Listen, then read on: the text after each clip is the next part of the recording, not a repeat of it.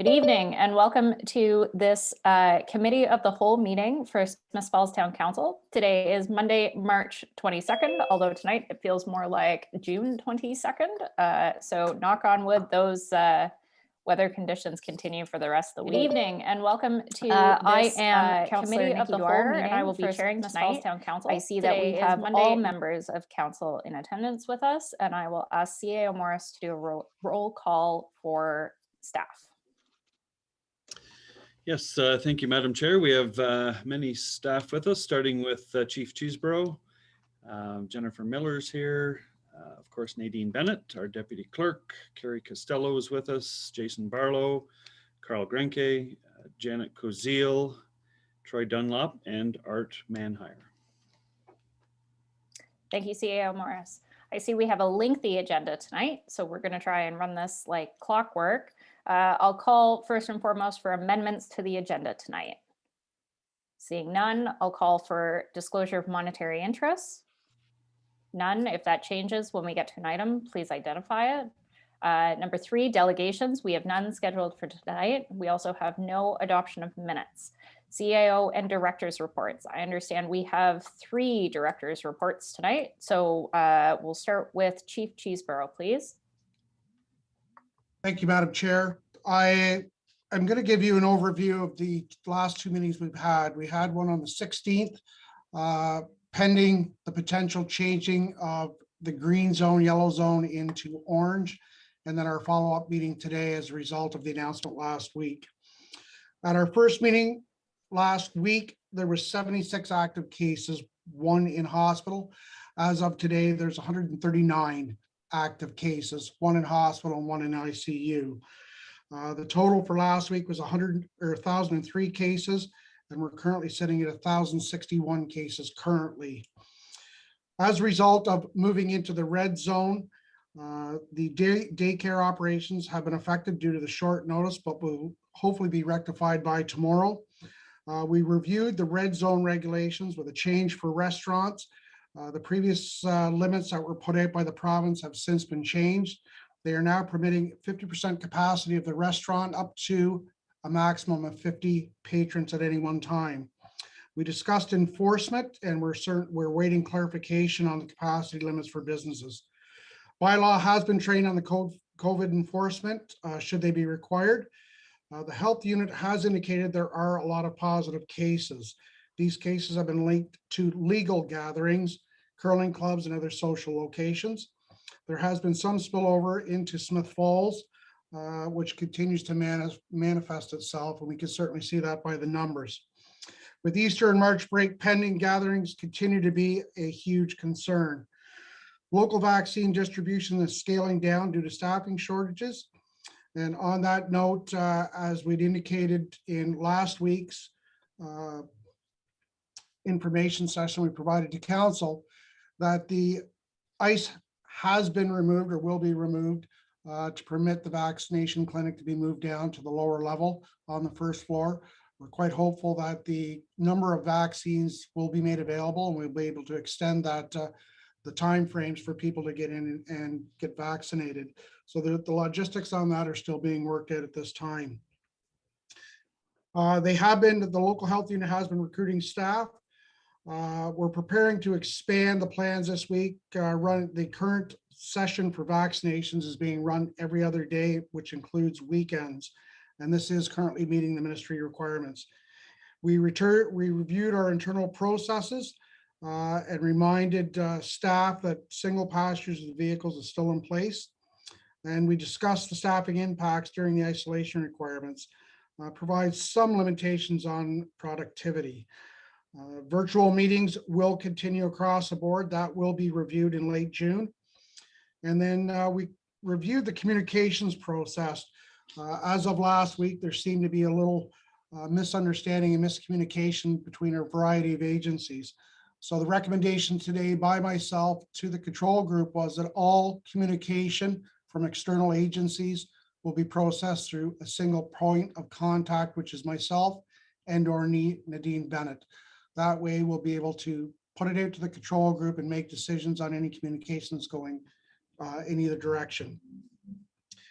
Messaging needs to be very clear about the red zone restrictions and the existing risks.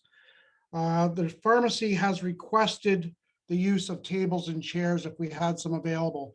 At this point in time, speaking with our field officer, there has been no indication that any of the pharmacies within Smith Falls have been chosen as a vaccination site, but that gets updated on a weekly basis. We will provide that once it's available, and hopefully the health unit gets the vaccine center set up and is fully functional within a very short period of time. That is my update for this evening. Thank you, Chief. Comments and questions from council? Seeing none, I think it's safe to say that we are all feeling very fatigued and frustrated by where we are at this point. I know I was personally kind of taken aback when I saw the numbers announced today. To see triple digits at almost 140 cases was kind of eye-opening. And you know, as I went about my day and spoke with colleagues, I think we've very quickly assessed that, you know, no one has been untouched by COVID, and in particular, it looks like almost all the schools have had at least a reported case, if not an outbreak, since the beginning of the year, which is frustrating. So I guess it's carry on and exercise diligence in social distancing and health protocols, and hopefully things improve quickly if we're all following the rules. Sorry, Madam Chair, there was just one more thing I wanted to add, was that St. Francis School was closed today due to staffing shortages. And just recently I received an email, they are closed for the remainder of the week. So that will have an impact on some daycare as well as some parents and some workers. So that has been put out by the health unit. Thank you, Chief. Thank you for the update. Troy, Mr. Dunlop, I believe you're next with an update.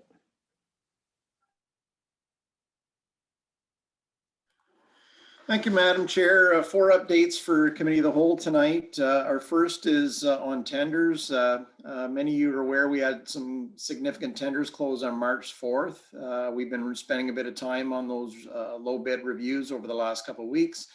We plan to be bringing forward the recommendations regarding the award of the Lombard Abbott intersection and the Cornelia resurfacing project at the next Committee of the Whole in April. Again, we got some good pricing there. Next item, if you see activity out in the street with our sewers, we have Civica Water Management Solutions are going to be installing flow monitors in our sewer network all throughout the town. That is to help us get a better understanding of how our sewers perform in wet weather conditions, whether it's through groundwater infiltration or the rain that we're going to be expecting this spring. In the end, that'll be information that will help feed into our growth management plans. The department will also be meeting with the Accessibility Committee on Wednesday of this week. We hope to have discussions around the Beckwith Phase 2 project. A couple of key areas of interest we're going to be talking about are going to be the location of designated or signed parking spaces in the upper 3 blocks. We're also going to be having discussions about the surface treatments proposed for the crosswalks. Our staff have come across a bit of a concern expressed from our Phase 2 design team in terms of the crosswalk patterns that have been selected, and we feel that a discussion with the Accessibility Committee is in order for that. Last update for this evening is you probably saw the press release that went out today about the municipal paving awards. The town and Tomlinson made a submission to the Ontario Good Roads Association for the 4th annual award ceremony at the conference this year. Essentially, it's a province-wide competition for paving projects that demonstrate excellence and innovation in paving, and I was absolutely flabbergasted to see, you know, we were a top 3 finish right up there with the City of Hamilton and County of Simcoe. So we were in very good company. Hats off to our team, including Parsons, of course, that did a lot of quality assurance on the project, and Tomlinson, of course, which delivered the street. Very happy with the top 3 finish. And of course, congratulations is in order for City Hamilton and their partner, Steed and Evans Limited, for the award of their Highway 8 construction project. So we were in good competition this year. So thank you. Thank you, Troy. Can you elaborate on what the innovation was that we were recognized for on Beckwith Street? What was innovative about our asphalt? One of the unique, essentially the innovations or the criteria that come into the review, it looks at various things. One of the challenges with our downtown was maintaining traffic. Very few downtown projects of this nature involve paving in open traffic conditions, especially when you've got, you're dealing with the high pedestrian counts, accessibility, cycling. That was part of it. Certainly the job mix criteria is part of it in terms of the product that goes down, the conformance that was met, and not to mention the finish. So it's a combination of all those considerations that are looked at from the scoring committee, and we got in the top 3. So very pleased. Excellent. Good work. Any other questions for Mr. Dunlop? Seeing none. Thank you, Troy. We'll move on. Our next item of business tonight is a correspondence item. Correspondence items are typically received. CIO Morris? Yeah, Madam Chair, we had one more verbal update from Director Manhire. Oh, my apologies. Forgot that one. Art, if you're there, please provide your update. Thank you, Madam Chair. I have a few updates, mostly related around COVID, unfortunately, but the library is open for curbside services still. They don't have in-house services, but they are available for curbside. The arena is closed for the season, and staff are meeting with public health on Wednesday, as the chief mentioned, to run through the logistics of expanding their vaccination services out of the facility using the dry floor. So they're hoping to be able to increase capacity significantly once they can do that. At the daycare at St. Francis, we are talking with public health about providing full daycare. Right now, there's, as the chief also indicated, it's in flux, the situation is the word that public health is using. And so we're working with them around being able to provide full daycare for the time that St. Francis will be closed. In the meantime, the preschool daycare and the toddler program is running. Also, just a reminder that this week, or last week rather, most residents received a postcard in the mail with the questionnaire for the Parks and Recreation Master Plan. I would encourage everybody to please share your thoughts with us so that we can incorporate as many ideas into the plan as possible. There is a timeline. I believe it's April 6th is the time that we would like those back. So thank you very much. Thank you, Art. Any questions or comments from council? Councillor McGuire? Yeah, thank you, Madam Chair. Thank you, Director Manhire. I was wondering now with the warmer weather, the geese are back. Are we doing anything to keep them out of the park? Madam Chair, good question. There are a couple of different options that we're looking at, and actually the shoreline restoration project is one of those that is going to help us. We will be bringing the swans back as soon as we can get them back into the basin. I have had meetings with Parks Canada around their plans to raise the water levels in the basin for us to be able to do that, and that should happen shortly. So we are looking at it. The season seems to be kind of kicking off a little bit early, so that's going to be a bit of a challenge for us in terms of the timing, but we are looking at those things to try to mitigate nesting as much as possible. Thank you. Seeing no other questions, we'll move on to our next order of business. I should check. CAO Morris, you don't have an update yourself, do you? No, I don't. Thank you. For the updates.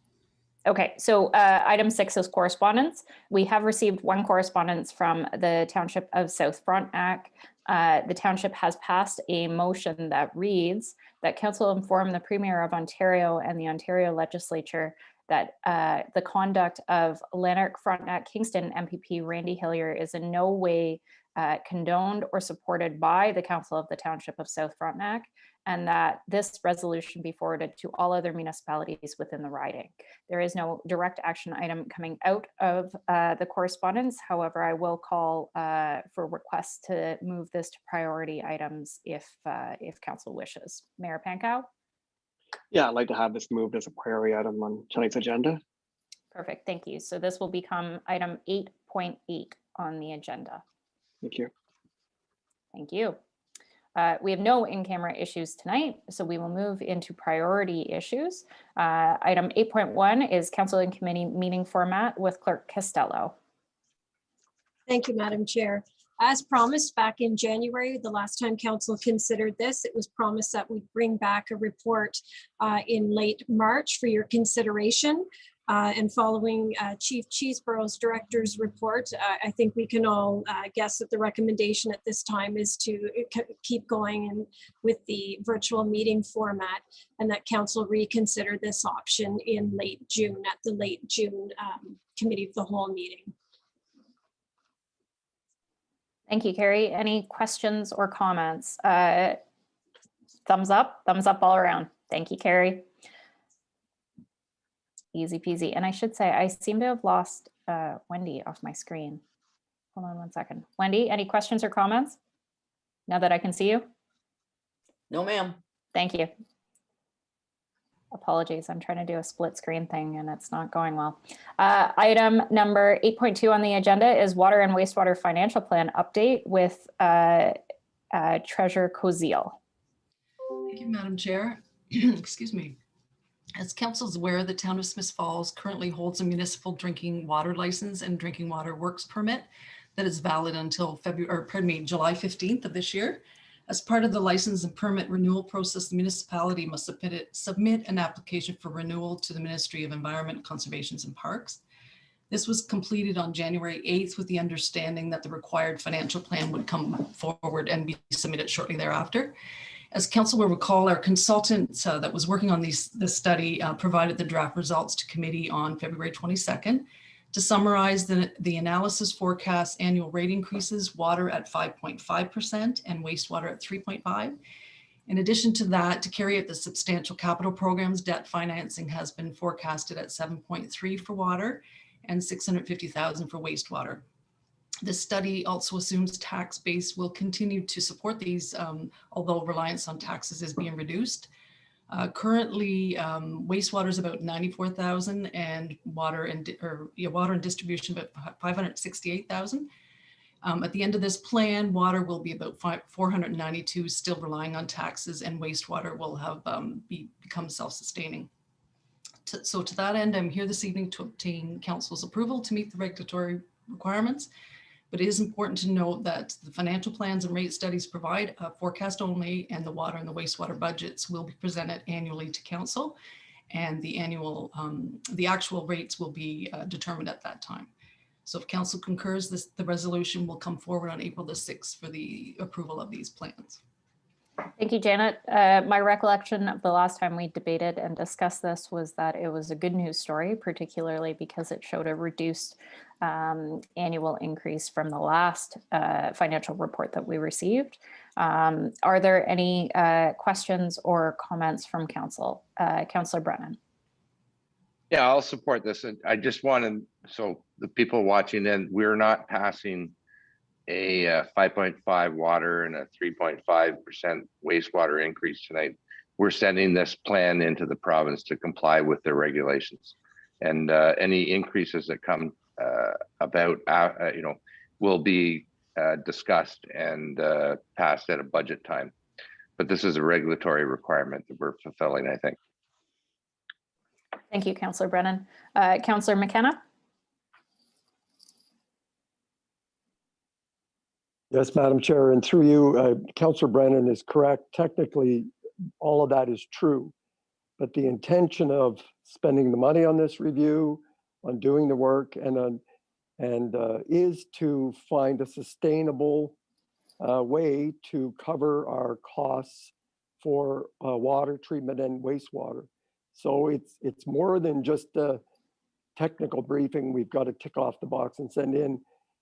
It's my hope by approving this is that we have accepted the study, and again, we will review it each year, but we have an obligation to come as close to those rate increases to cover the cost for this critical service going forward. So I don't want the public to be misled to think that it's just another study that we put on the back shelf. This is a forward-looking document that will protect our most valuable assets, not just now, but over the next 10 years. Thank you. Thank you, Councillor. Councillor Alfred? Thanks, Madam Chair. And I echo what both Councillor Brennan and Councillor McKenna have said. And the one thing I think that people sometimes get confused about with regard to our water rates is if we can't pay for it through revenues strictly from the water and wastewater charges that we make, then it will come out of our property taxes. So in the end, if we don't up the water rates significantly as the plan is asking for, then more of the burden will fall for the money to come out of property taxes. So no one's escaping here. It's either going to be shown on our taxes or it'll be shown on our water bills. Mayor Pankow. Yes, thank you. Just not to repeat what's been said, but I mean, this is a guideline, and we know that we need to maintain a sustainable water and wastewater treatment system.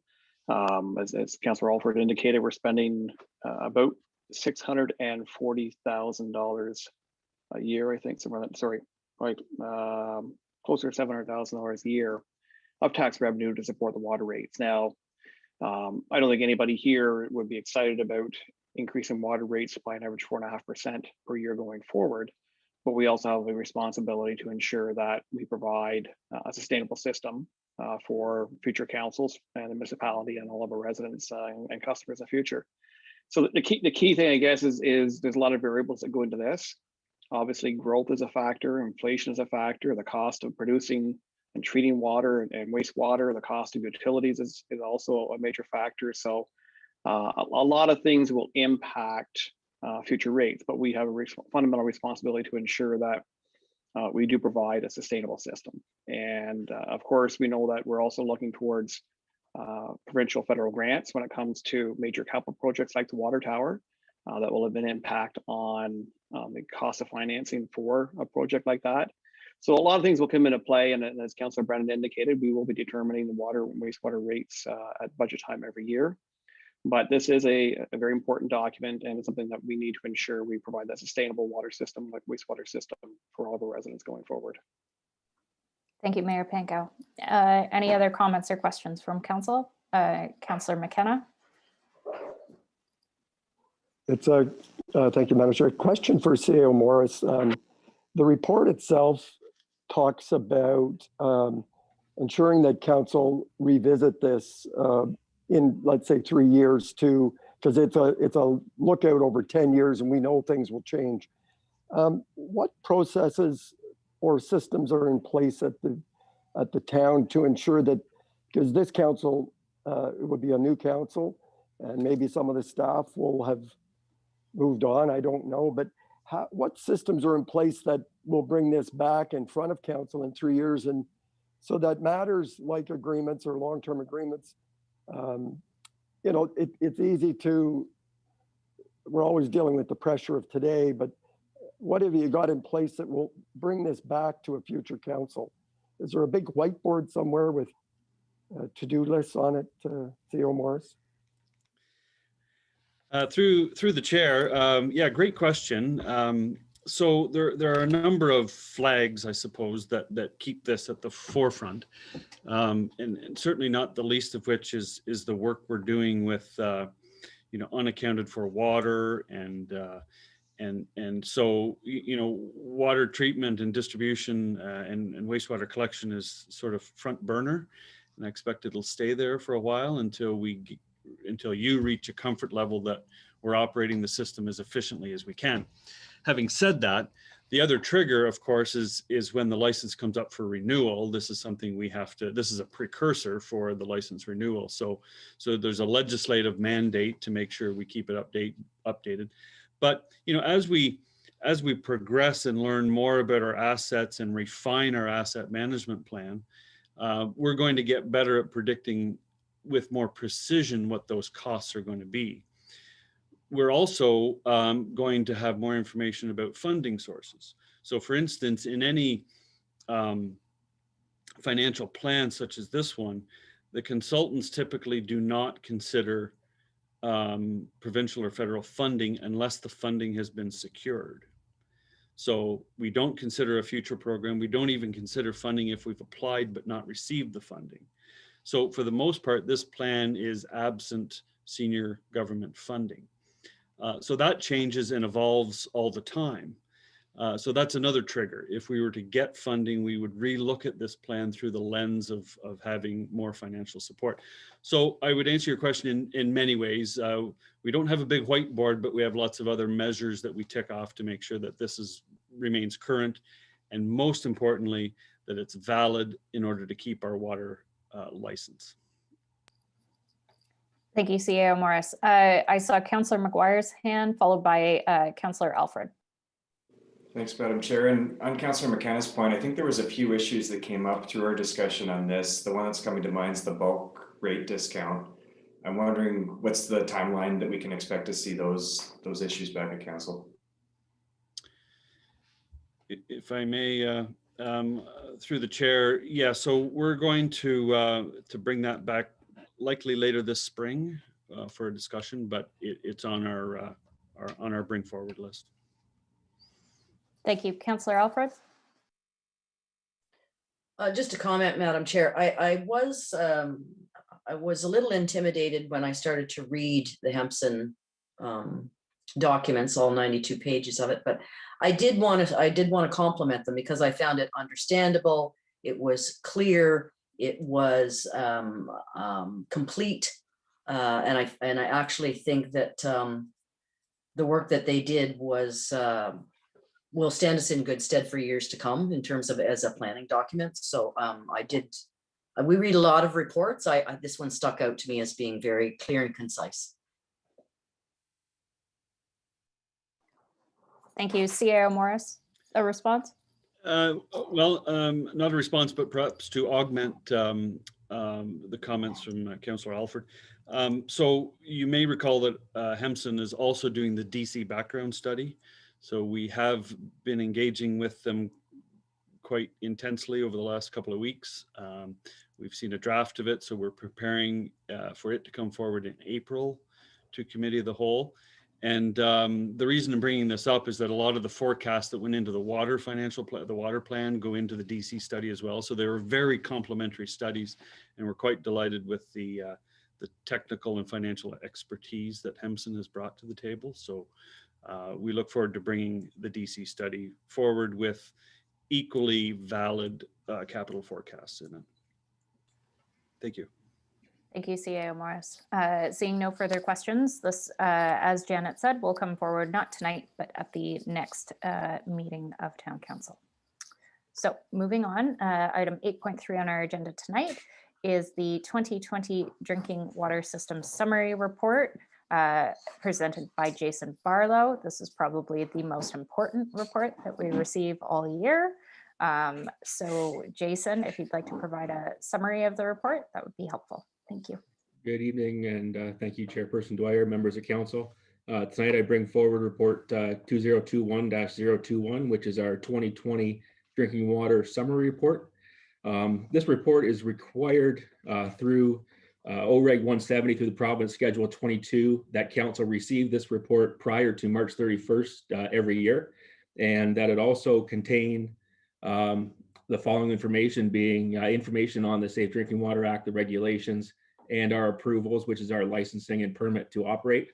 Any orders from the MECP or the ministry inspection results, the quantity of flow rates, so we can better understand what the averages are and how we are doing based on the average and instantaneous flows to make sure that we have sufficient capacity at the facility.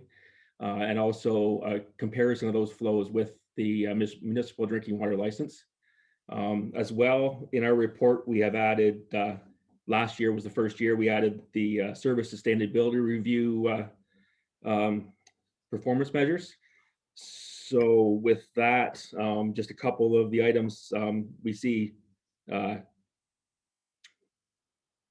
good result in some of our non-revenue water work has brought some of our values for the amount of water we treat and the cost of doing that for the billed water and the treated water into better numbers, to put it mildly. Also, we have some items from the SSR with like coagulant costs, where we projected a $41,000 savings and we ended up with a savings of over $54,000 for that item, as well as the lab and sampling, where we projected $9,000 savings and we were able to exceed that as well. And also the vacuum priming system, it's a little more difficult to put a dollar value on it. But what we're doing is saving the water that we actually use to treat the water. So it gives us a better reduction in our production costs throughout the year, which is how we will maintain and make those operational costs more sustainable. Some other items you might have noticed is our main breaks and service repairs have increased per the 100 kilometers of water main this year. A lot of that has to also do with the non-revenue water reporting. There's been kind of more activity in that aspect. So that's staff were out and finding those leaks and making the repairs. So that's why that number is up. And also with the complaints, our complaints are quite a bit higher than the past few years, but we believe that's from the mesh application that Public Works started using in late 2019 and 2020. And it better accounts for the calls and complaints that come into the office. And that's all I have. Thank you, Mr. Barlow. We'll start with Councillor McKenna, please. Thank you, Mr. Barlow, for that report, and I'm happy to be receiving it and supporting it going forward. And I'm sure you are aware that today, United Nations has declared this World Water Day, and that's probably why you brought it to us today. But when you look at the information in some of those that the rest of the world is dealing with the drinking water, we are very, very fortunate to have this precious and valuable asset on our doorstep. And I congratulate you and your team for looking after it so well on World Water Day. Thank you, Councillor McKenna. Any other questions or comments from council? Councillor Alfred? Thanks, Madam Chair. I do look forward to this one every year when Mr. Barlow comes and presents us. There was just, you answered my one question, because I was going to ask why the increase on complaints and water main breaks and so on, but I think I was attributing it to possibly the work on Beckwith Street, but you've explained that. And the only other thing I wanted to compliment you on is the innovation of using used water. We hadn't done that before, and that helps with the cost of production. So good for you, Jason. And yes, I'm happy to receive it on World Water Day. And congratulations. Thank you. Councillor McGuire? Thank you, Mr. Barlow. I was wondering if we could get some more information on the mesh system. I'm not as familiar with that. And I was also wondering how the battle against frazzle ice is going in the colder months. We only had one event this year with the frazzle ice, and that was actually just the beginning of last week. We had that really cold Monday morning, and that was our only frazzle ice event this year. Staff did a great job in making sure that we had lots of water for the town of Smith Falls, and we had no issues with dealing with that incident.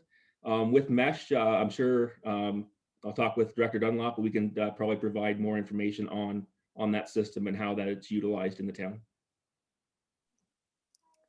Thank you.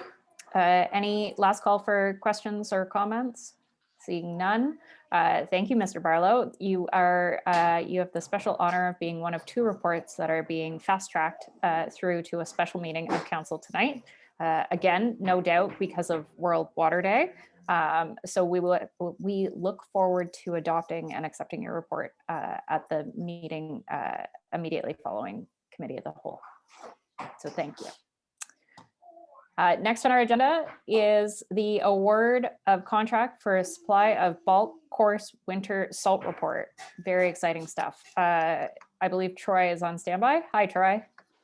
Thank you, Madam Chair. I don't know when World Salt Day is, but I'll have to look into that. So we jumped in with the County of Lanark on their tenders for salt again in 2021. We did so with 8 other participating municipalities. As a group, there's bulk buying power there for 18,000 metric tons of salt. So it's in our interest to participate each opportunity that comes up. So the county released a tender on February 3rd that did close. The terms of that tender this year had a 3-year term. So it'll take the contract from July 1st, 2021 to June 30th, 2024. And that has an additional provision for 2 1-year renewals. There were 2 bids received this year for unit price. Actually, the low unit price from Cargill Salt was $95.81 per metric ton, of course, plus HST. Some great news this year. We're actually seeing another drop yet again. So the salt pricing's dropped 9.5% over last year's numbers, which is bringing some good pricing and stability in what has been an unpredictable market. If we use our full allowance of 900 tons per year, and of course it's not our objective to do so, but we do have to have an allowance in the contract, it would be a savings to the tune of $9,000 spread over, of course, the first winter, 2021-2022. The County of Lanark did award their tender to Cargill on March the 10th, and through our report this evening, we're recommending the same to Town Council as well. Thank you. Thank you, Troy. I recall a couple of years ago, the price really escalated on salt because of some employment issues that some of our salt providers were having. Are we seeing the rates stabilize to back down to what they were before the inflation resulting from shortage? Great questions, Madam Chair. Yes, things got pretty. There was a lot of turmoil several years ago. One of the mines flooded and the other one had a labor strike. So that was a very bad year for the whole industry, and stuff was actually trucked into the seaway from Chile and Egypt, of all places. So there, over the last couple of years, obviously that stabilized, those issues have been resolved. We're back in the, we'll say $90-ish per ton range, which is where we were about 4 or 5 years ago. So things are stabilizing, and we're very happy to see the pricing that we have locked up here. Under the tender, we would be looking at, I should point out, and it's identified in the report, there will be inflationary adjustments over each of the 3 years, all adjusted for CPI, all Ontario items. So we've got very predictable pricing for the foreseeable future now. Thank you, Troy. Any other questions or comments? Councillor McGuire? Thanks, Director Dunlop. I was hoping we could use this opportunity to remind us of the things we're doing to reduce our salt consumption and how we keep it out of our waterways. Through the chair, great comment. As you know, we looked at salt as a key area of concern in terms of our winter operations back in, I believe it was back in 2017 when we did the service sustainability review. We put the town on a rigorous salt diet. Our tonnages have dropped from around 1,100 tons a year. I know under this county contract, we used to be securing 1,200 tons per year. Under the contract, we're now down to 900. So we've seen about a 300-ton reduction. That's very much attributed to our move to the treated sand, which I think we're finished our 3rd winter of that, and that's uses essentially sand treated with a magnesium chloride, which is a less corrosive product and certainly relies on less salt. So we're doing what we can through our operations and also through driver training to ensure that our application rates of salt are kept as low as possible. And we report the same through our source water protection reporting each and every year as well. So we've come a long way. Thank you, Director Dunlop. Any further questions or comments from council? Seeing none, you are clear for takeoff, Director Dunlop. This will come forward not tonight, but at the next meeting of council. Thank you. All right, we are at the halfway point on tonight's agenda. Our next report is back with Treasurer Koziel. It's the 2021 financial report on excluded expenses. Thank you, Madam Chair. In 2009, the Public Sector Accounting Board, which is referred to as PSAB, introduced major revisions to the accounting standards, whereby municipalities were required to move to a full accrual basis of financial statement reporting. That being said, the standards do not require that annual budgets be prepared on the same basis. However, the regulation does require that the municipality prepare a report on the excluded expenses such as amortization and included expenses such as principal paid on debt, and to adopt that report by resolution. Attached to my report was a summary showing the various adjustments between the two formats, which resulted in an estimated decrease of $938,503 to our accumulated deficit as our as our revenues exceed our expenditures. To that end, it is staff's recommendation that council adopt this report to meet the requirements of an OREG 284 by reconciling the 2021 budget in PSAP compliant format, and should be adopted in conjunction with the 2021 levy-based budget. Council concurs this will come forward to council on April the 6th. Thank you, Janet. Any questions or comments from council on the PSAB report? Nope, seeing none. Thank you, Janet. Fantastic. Moving on, we have a largely administrative matter. This is the, oh, I think I just closed the wrong report. This is the lifting of a part lot bylaw to separate some existing townhomes. They've been constructed, and this is the last piece in order to subdivide the lands for conveyance. Carl, do you have a summary report for this one? Thank you, Madam Chair. I don't have a whole lot to add on this. It's, we looked at this last week for some other lots. So in this case, we are looking to recommend approval of a bylaw to lift part lot control for several blocks within the Bellamy Farm subdivision. One of them is ready to go tonight with the deposited plan, and a couple of them are just need a couple of final tweaks, and then those will come forward in a hopefully the next council meeting. So unless council has any questions, I'll pause there. Thank you, Carl. Any questions or comments from council? Seeing none, you are clear to proceed, Carl. This is, and I apologize, this is on the agenda for tonight, is it not? Oh, yes, yes, it is. Okay, thank you. So this one will proceed immediately after this council meeting. And with that, we will move on to item number 8.6 on the, nope, 8.7 on the agenda. The Smiths Falls Municipal Cultural Plan report with Madam Miller. Jennifer, if you're there. Thank you, Madam Chair. So tonight I'm presenting a draft of our new municipal cultural plan as per Council's strategic plan priority item number 2 in order to update the 2013 cultural plan.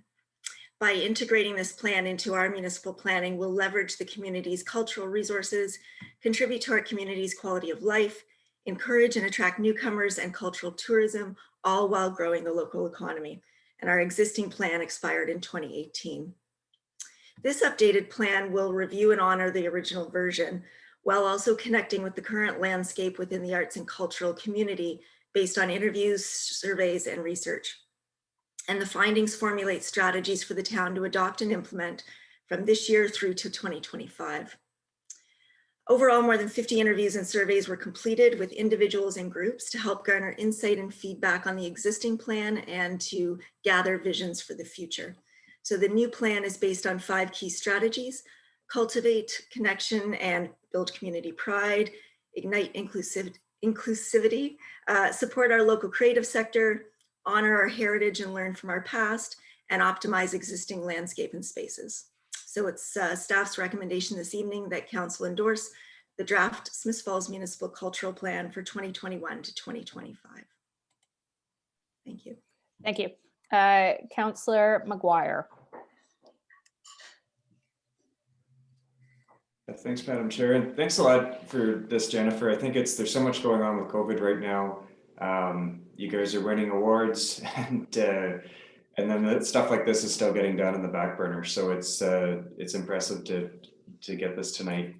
I think overall, it's really exciting that we're talking about this, but I don't want to rush it too much. I think that there's a lot of aspects of this plan that we could hone in a little more. I think personally, the 2013 outcomes are a little bit underwhelming. And I think if we find a way to make the action items and the initiatives more specific, measurable, things that we're really going to be able to follow through on, I think we'll be able to see better results in 2025. One aspect too, I'd like to see a little more consultation to come up with firm initiatives. So things like we've got consulting with the Smith Falls District Arts and Culture Council, or consulting with the Station Theatre for ways we can better work together. I'm really hoping to see, these are the ways we're going to work better together over the next 4 years. Similar to with the heritage side of it, I'd like to see a little bit more heritage elements put into it with engagement with the MHC. I think right now there's a real disconnect between the goals of the MHC and what the CIP is accomplishing. And if we're going to use the CIP as the tool for accomplishing those heritage goals, we're going to have a lot better cohesiveness. So also the Historical Society is really that group that's about telling our stories in town.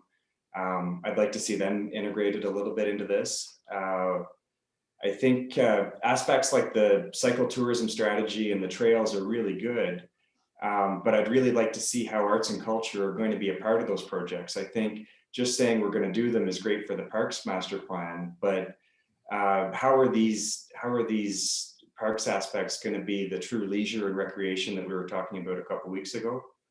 And finally, just with the cultural inclusivity stuff, I think it's really exciting to have that in there.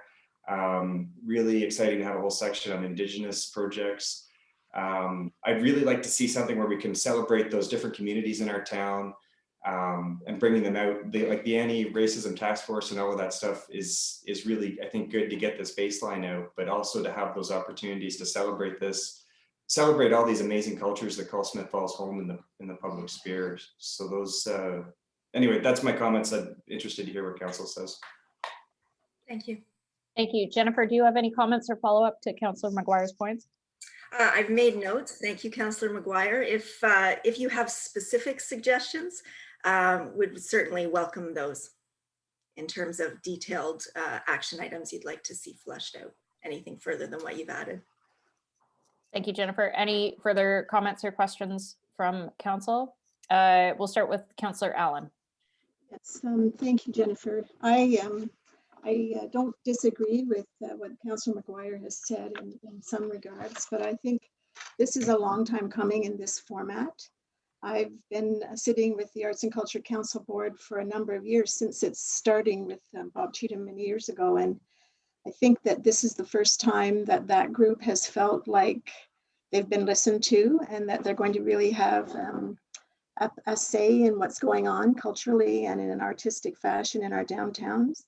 And I appreciated that. And I appreciated all the work you did interviewing the different groups that are part of this, because I think it's going to take us forward. It's the kind of document that we can add to and change, but we've got a guiding principle.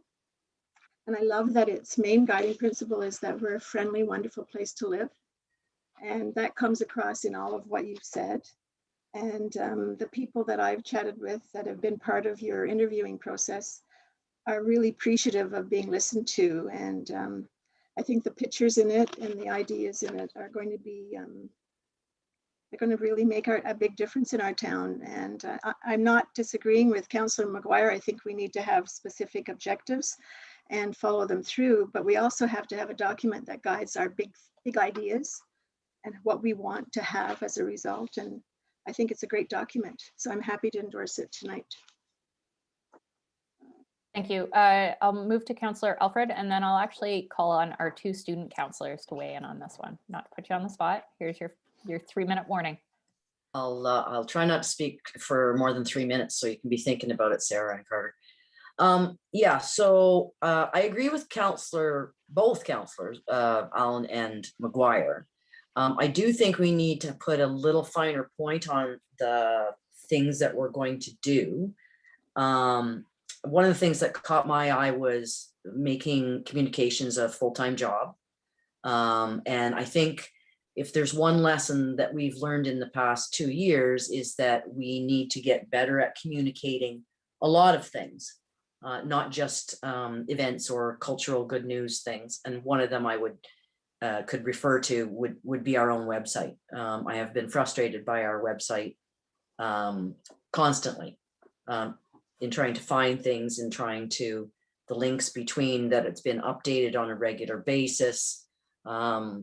In fact, I came across, this wouldn't be in the town, but the Heritage website that they refer to during the Heritage Hunt has on board Nikki McKernan. So you know how long it's been since that was updated.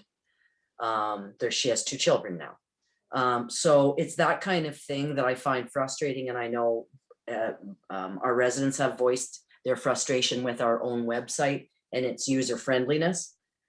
So that would be one thing I hope we could accomplish in terms of communications.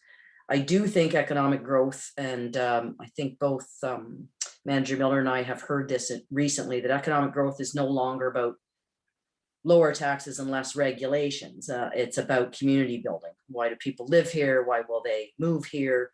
And it's about having all the things that are contained in this cultural plan. But again, I love it. I love the document. I love the vision of it, but I would like more and quantifiable issues on there. One of them that I can suggest to you that we don't have, and would be an easy one to enact if you want specifics, is we don't currently, the county currently acknowledges the unceded territory, and we do not, and we are not part of the county. So I think that's one easy fix we could do, is to begin at the beginning of each month, possibly acknowledging the unceded territory of our Indigenous people.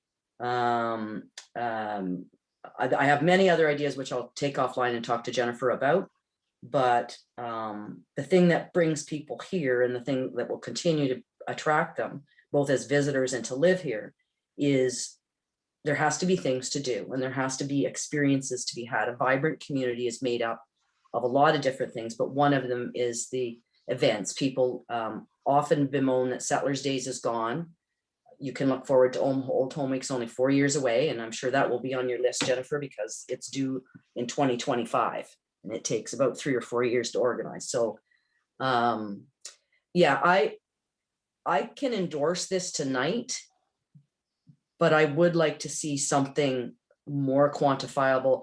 Councillor McGuire is not wrong when he says that the accomplishments of the first cultural plan were a little underwhelming. I don't want this one to be that. Those are my comments, Madam Chair. Student councillors, have your way.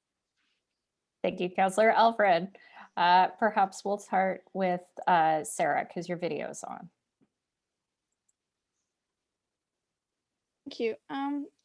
So actually, I really like the presentation. It was the pictures are really add some things. I haven't looked through all of it, but from the parts that I have looked through, I was a little bit curious regarding like virtual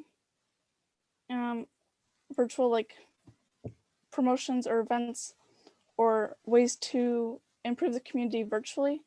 Like I did see about improving the website, but like virtual goals instead of like physically in town, seeing that like right now we are online and we don't know when we're going to be like really back in place.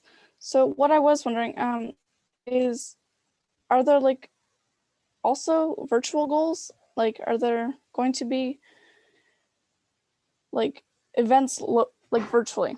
Sorry, that was complicated. Ms. Miller?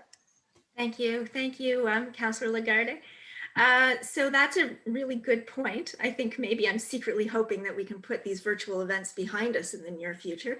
But it is a great point, and I've made note of that. Thank you. Thank you. Thank you. All right.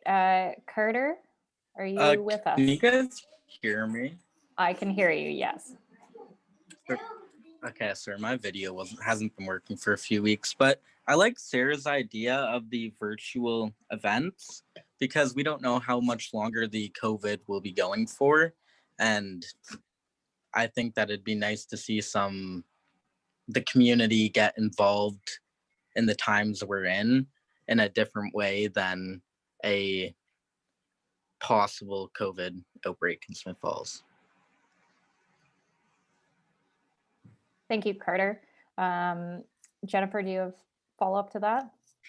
Maybe I could just, if you don't mind, Madam Chair, just comment on a few recent notes, including Carter's. Thank you, Carter. You know, I think the challenge in this, and we've been working on it for a better part of a year, is it can be a work in progress for many years to come. And I think there's lots of opportunity to be very specific. But we try to balance that with existing resources and what we're projecting as additional resources that are needed. So I think it's a balancing act, and I see this document more as a living document that we can continue to update and build upon and put into our departmental work plans to live out as time goes on. So that might be a perspective piece to consider. Thank you. You know, I guess first of all, I'll call for any further comments. I don't believe we've heard from Councillors McKenna, Brennan, and Mayor Pankow. Mayor Pankow? Yeah, no, I'm pleased with the overall, I guess, framework and the primary messaging. We've established quality of life as one of our key strategic priorities for this term of council. And as much as perhaps the last cultural plan didn't fulfill all objectives, I also look at the cultural elements of our community have improved since 2013. And some of that is, I think, is grassroots internally from people who have been here before, and part of it is new people to our community who bring a whole new cultural experience. So I think we're really encouraged with that. I like the elements about public art, the focus on the town square as well. So I think a lot of positive things can come out of this. And I think to Jennifer's point, it's gonna be part of their work plan. They will focus on bringing forward and bringing much of this to life. So it's a very encouraging approach. And I think in the end, we will see it evolve as they move through the next few years as our community evolves as well. Thank you. Councillor Brennan? Yeah, thank you, Jennifer. Impressive document. I enjoyed participating in the consultation with Councillor McGuire, I think. And we had a great session, and a lot of stuff came out, and it's reflected actually in what you presented.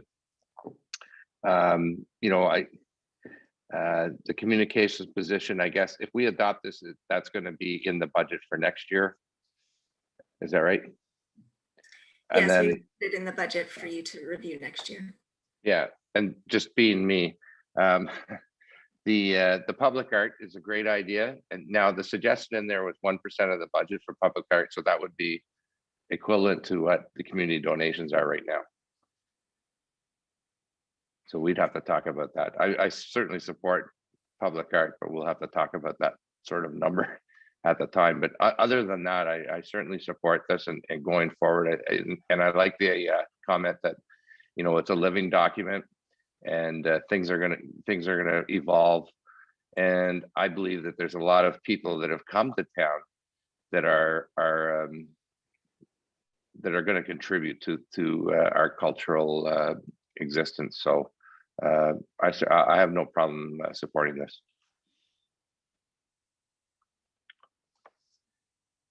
Thank you, Councillor Brennan. Councillor McKenna, did you have anything you wanted to add to this one? Nope, you're good. Okay, so Councillor McGuire has suggested that perhaps we defer this item and seek follow-up, but it sounds like the majority of council is prepared to accept it as is. and endorse it with a work plan to follow. Jennifer, do you have an idea of when we could see a work plan? Is that something that you'd present kind of at the end of the year as a summary for next year? What are you thinking on that?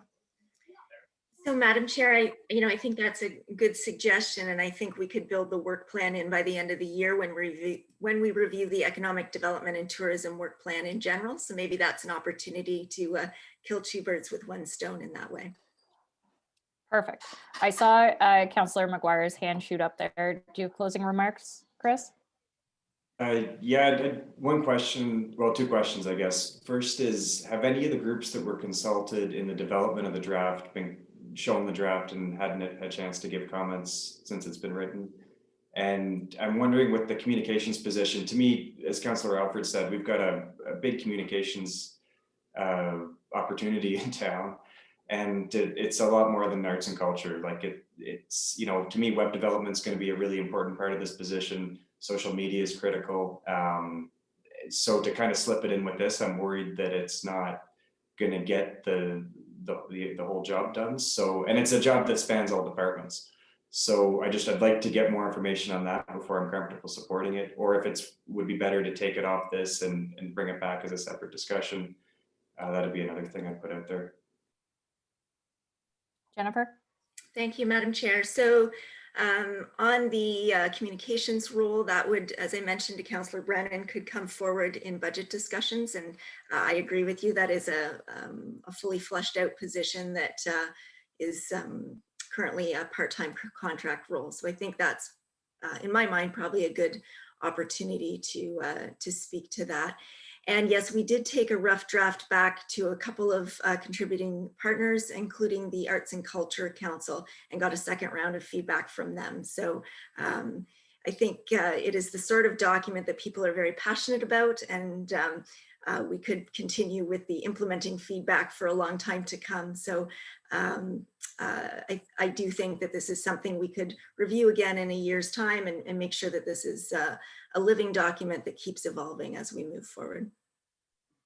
Thank you, Jennifer. So seeing no further comments or questions, this will come forward at our next meeting of council. I will close by saying I appreciate the comments that Carter and Sarah made tonight. And I hate to say it, but they kind of echoed a conversation that I had with several coworkers today by Zoom about the fact that really we're not anticipating going back to normal life as we know it until closer to 2024. And as much as it would be nice to return to pre-COVID lifestyle, I think your work plan will probably end up showing much more digital involvement. So, and hopefully that will lead to greater participation. We'll wait and see. There's got to be a silver lining in there somewhere. So thank you, Sarah and Carter, for your comments. Thank you, Jennifer, for the wonderful report, and it will come forward at the next meeting of council. Our last item on the agenda tonight is the item that we pulled out of correspondence. And as Mayor Pankow pulled or requested the item be added as a priority item, I will allow you to speak to it. Sure. I'd like to speak in favor of the South Frontenac motion. And I think as much as we're all exhausted and tired and frustrated with the pandemic, and we would love for this to be over, and none of us are thrilled that we're back in red. We recognize the realities of the situation we're in, and we follow the direction of our Medical Officer of Health, Dr. Paula Stewart, and the Ministry of Health, knowing that these are measures that are taken with great contemplation, with a full comprehensive understanding of the impact of these decisions and the realities that the risk is far greater to the people of our communities and ourselves if we don't follow them than what happens when the rules are not followed. And we look at MPP Hillier and his, in my mind, reckless and irresponsible behavior over most of this pandemic. And as much as we're exhausted and frustrated with the pandemic, I think in the situation we're more exhausted and frustrated with his continued resistance against public health protocols and the recommendations of people who are doing everything they possibly can to keep our families and our community safe. So I have no reservation whatsoever supporting this resolution, and I'd like to have it added to our council agenda, assuming committee is supportive. Thank you, Mayor Pankow. I see thumbs up. Does anybody else wish to speak to this item? Councillor Brennan? Yeah, I'll echo that. And it's pretty disappointing. And as someone that's actually worked at the provincial level of government, I know the importance of having a representative that is responsive to municipalities, and that just, I haven't seen that. So I have no problem supporting this as well. Thank you. Councillor McGuire? Thanks, Madam Chair. I would also have no problem supporting this. I think it's one of those things where it is disappointing, but I don't find it surprising. I think there's been a lot of issues over the years that I've been struggling with that come up over time. And I think over the next year and a half, we're more than likely going to have a municipal, provincial, and federal elections. So, you know, these things don't just come out of a hat. It just doesn't happen out of the blue. We all need to be engaged. We all need to know who we're voting for. We need to join political parties. Like, this stuff happens at the grassroots. It comes through nomination meetings, and we get these people that represent us at all levels. So I'd just like to encourage everybody to get involved as we get into the next election cycles. Federal one could come anytime, provincial one's in June, and then we're in October. So it shows how important this stuff is when we have to pass these kind of resolutions. Thank you, Councillor. Last call for comments or questions. Seeing none, we will bring this forward tonight at committee. Nadine, are you prepared for that? I can make it happen. Perfect. Thank you. Okay. Sorry, I accidentally muted myself. With that, we will call a motion for adjournment, but I will note that we are headed directly into a council meeting. And given that we've just put Nadine on the spot, Nadine, do you need more than 5 minutes? I'll work quick, I promise. Okay, perfect. So we will return in 5 minutes, but I will call a motion for adjournment. Councillor Alfred, seconded by Councillor Brennan. All those in favor? See you in 5 minutes.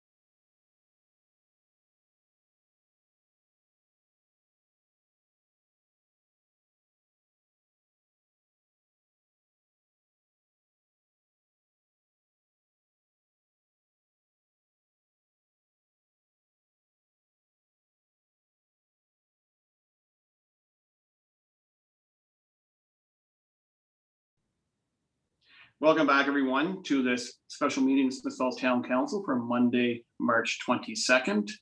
No announcements this evening other than continue to follow the direction of public health. We're in the red zone. We don't like it in the red zone, but we know what's necessary now to keep our community safe. Please adhere to all public health protocols. Be vigilant. Let's get ourselves through this as quickly as we possibly can. And the only way we do that is by doing the right thing.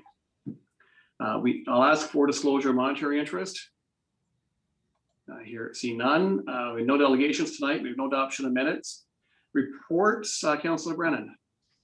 Thank you. I neglected to report this the last council meeting, but on February 23rd, there was a traffic advisory committee meeting, and the traffic advisory committee has been quite active, not active, but very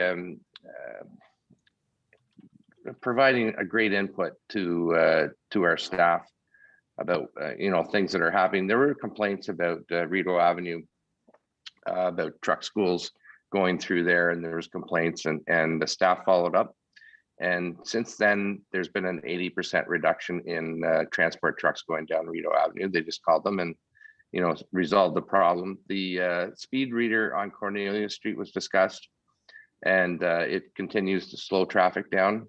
There was a discussion of maybe moving it somewhere else, and also a discussion of maybe getting a few more, because I think the speeds have really been reduced on Cornelia as you go through the subway out towards North Gore.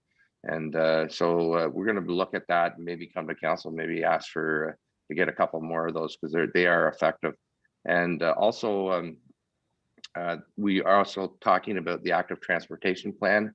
So there's some committee members that are active with that, and a couple of other places that were of concerns. McEwen Avenue being used as a shortcut off of Cornelia, and police are looking at that. So and also we had some great input from a local resident, Dave Hoffman, about cycling maps. So that's ongoing. And so I'm pleased to be on that committee. And I want to thank Vanessa Bernicke, who's their staff resource there, for being so responsive and following up on all concerns that are raised at that committee. Also, I just wanted to report that the Chamber of Commerce subscription bag program has wrapped up. So that's whereby I think since Christmas, people could buy a bag from businesses in town. A total number of 450 bags have been purchased, and $30,900 in revenue went directly back into businesses over that period of time. So that's a great support for our businesses during this tough time. And I really want to compliment the chamber staff for being so energetic and forward thinking and making that happen. So those are my reports. Thank you. Councillor McKenna, I believe you had a report as well. Thank you, Your Worship. I had mentioned at previous meetings that one of the responses to the housing crisis that we're facing is that the County of Lanark Community Services Committee is hosting 3 virtual special committee meetings focused just on the housing crisis in Lanark County and Smith Falls. The first one kicks off this Wednesday afternoon. The public are welcome. They just visit the website of the county's website, go to the upcoming meetings, and you'll see not only how to access it virtually, but there's an excellent report that's just out by the county staff for the start of the first of the 3 series. So I know a lot of people are interested in this, so I encourage people to participate via Zoom in that meeting. Thank you. Thank you. Councillor Alford. Thank you, Your Worship. Just one addition to Councillor Brennan's report on the Smith Falls local bags. That was in collaboration with also the DBA, the Chamber and the DBA did that. Thank you. Any further reports? Okay, we'll move directly to our bylaw. Item 7.1 is with Councillor Alford, please. Thank you, your worship. Moved by myself, seconded by Councillor Dwyer, that a bylaw to lift part lot control respecting the lands described as block 15 of registered plan 27M-83 be received and read a first time and taken as read a second time. Thank you. Moved by Councillor Alford, second by Councillor Dwyer. Yes, sorry. That bylaw to lift part lot control respecting the lands described as block 15 of registered plan 27M-83 be received and read a first time and taken as read a second time. All in favor? Carried. Discussion, Councillor Alford? Yes, your worship, this is not unlike block 13 that we did just a little while ago. This will allow the lots to be subdivided so that they can be put in the names of the new owners of those homes. Thank you. Any further discussion? May I have a third reading, please? Yes, moved by myself, seconded by Councillor Dwyer, that a bylaw to lift part lot control respecting the lands described as block 15 of registered plan 27M-83 be now read a third time and finally passed, signed, sealed, and numbered 10224-2021. Thank you. Moved by Councillor Alford, second by Councillor Dwyer. The bylaw to lift part lot control respecting the lands described as block 15 of registered plan 27M-83 be now read a third time and finally passed, signed, sealed, and numbered 10224-2021. All in favor? That's carried. That was the only bylaw we had this evening. First motion is with Councillor McKenna, please. Thank you, your worship. Moved by myself and seconded by Councillor Allen, that Council of the Corporation of the Town of Smith Falls receive report 2021-021-2020, Smith Falls Drinking Water System Summary, as prepared by the Manager of Water and Wastewater Treatment. Thank you. Discussion, Councillor McKenna? This is one of those times where red tape becomes critically important in the protection of our safe drinking water. And so the municipalities in Ontario that provide these services are required to produce an annual report, and it must come before the municipal council and be received there. And part of the it's just a very good description for those interested in our water and wastewater systems to review it. And so council is fulfilling its obligation by reviewing this and approving it tonight. Great. Thank you. Any further discussion? It's moved by Councillor McKenna, second by Councillor Allen. The Council of the Corporation of Town of Smith Falls received report 2021-021-2020. Smith Falls Drinking Water System Summary as prepared by the Manager of Water and Wastewater Treatment. All in favor? That's carried. And my apologies, going back to announcements, I should have indicated the addition to the agenda of item 8.2, which is support of a resolution from South Frontenac. This item is with Councillor McGuire, please. I should have indicated the addition to the agenda of item 8.2. Moved by myself, seconded by Councillor Brennan, the Council of the Corporation of the Town of Smith Falls inform the Premier of Ontario and the Ontario Legislature that the conduct of Lanark Frontenac Kingston MPP Randy Hillier is in no way condoned or supported by the Council of the Town of Smith Falls. And further, that this resolution be forwarded to all other municipalities within the Lanark Frontenac Kingston riding. Thank you. Discussion, Councillor McGuire. This is an important resolution to pass to show our support for public health and everybody that's making a sacrifice for the greater good during this time. As Canadians, we come together when we've got a challenge like this. It's the time to roll up our sleeves and get to work, whether that's stay at home and get to work on the computer, or make a lunch, or volunteer at the vaccine clinic. There's so much going on right now. There's so many sacrifices being made from so many people. And we're doing it all for the people in our community that don't have the same health background that I'm lucky enough to have. We're doing it because we don't want to see our hospitals overwhelmed. We don't want to see the kind of six-figure death counts that we've seen in neighboring countries. What we're doing right now is really important, and it's what defines us as a community. It's really the backbone of everything we do. So by passing this resolution, we're making a firm stand, and we're standing with public health, we're standing with the best practices, and we're showing that evidence-based decision-making is the right way to go. So I look forward to seeing this passed tonight. Thank you. Any further discussion? No, I'll just make a couple comments myself. I don't believe MVP Hillier speaks for the majority of people within our riding. We know that the majority of our citizens, both within Smiths Falls and across the riding, are doing all they can to keep our communities and each other safe and fully support the recommendations and protocols of public health. And coincidentally, earlier today, I was preparing for my hospital board meeting tomorrow morning, and we generally open those meetings with a grateful patient letter. And the one which will be read tomorrow morning is from a healthy 59-year-old frontline worker who collapsed in his kitchen with COVID, was rescued by paramedics, taken to hospital, where he spent several weeks basically at death's door. It was a very, very difficult time. And he was expressing his gratitude for our medical professionals, our frontline workers who did everything necessary to get him through that and give him an opportunity to restore his health.